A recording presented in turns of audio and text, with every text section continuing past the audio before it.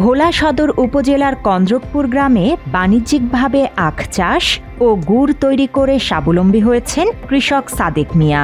দক্ষিণাঞ্চলের জেলা হওয়ায় প্রতিকূল আবহাওয়া আর ঝড় জলোচ্ছ্বাসের সঙ্গে যুদ্ধ করে নিজের পতিত ৪৮% জমিতে আখ চাষ করেন তিনি।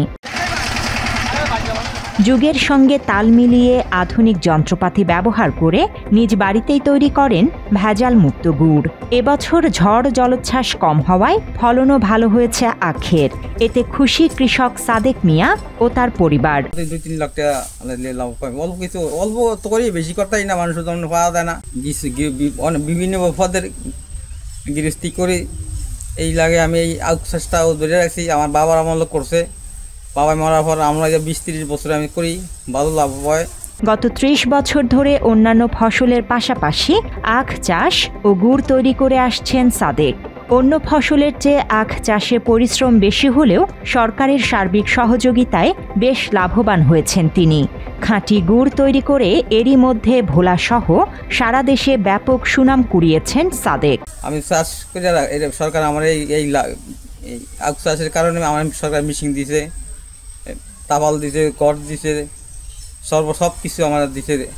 আখের সারা সব দিছে, আমার ভালো লাভ। ওরা যদি অন্য চাষিরা করে আমার এই মাল মিঠাই বিক্রি করি ভেজাল মুক্ত, এই মিঠাই আমার বাড়ির তো লয়ে যায় বেরিয়ে আইয়া, আমার বাড়ির তো নিয়ে বাজারে বেচা লাগে না, বেরিয়ে নিয়ে বাজার বেচে ভালো লাভ হয়। মাত্র ৩০% টাকায় জমির মালিক হয়ে নতুন বাংলাদেশের গড়ে তোলার স্বপ্ন দেখা বাংলা বসতি। শ্রমিকদের দিয়ে আখ কেটে আনার পর নিজ বাড়িতেই গুড় তৈরির কাজ সারেন তিনি। বাজারে খাঁটি গুড়ের দাম বেশি, পাশাপাশি তাদের গুড়ের চাহিদা বেশি থাকায় লাভবান হওয়ার কথা জানালেন সাদেকের স্ত্রী। ২০ বছর তারিখে এই আখ করি, এই আখ করে আমরা আমার বউ সহ আমরা দুজনে আমরা এই আখ ভাঙি, কাজকর্ম সব আমরা দুজনে করি।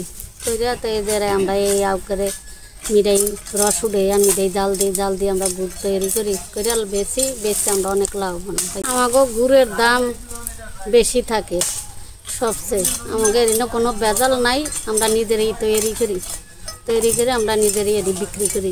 সাদেক মিয়ার আখ চাষ ও গুড় তৈরিতে কাজ করে 10 জনের মতো শ্রমিক। এবছর ফলন ভালো হওয়ায় খুশি তারাও।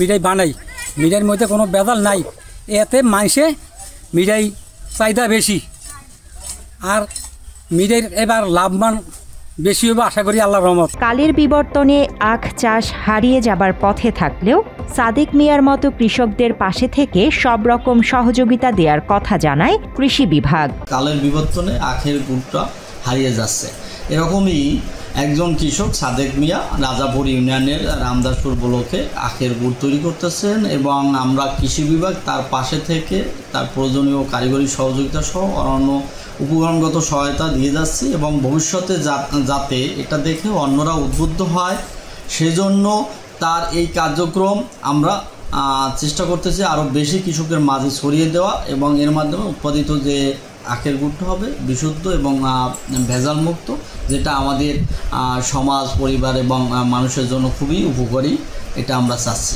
Desk report, Bangla addition.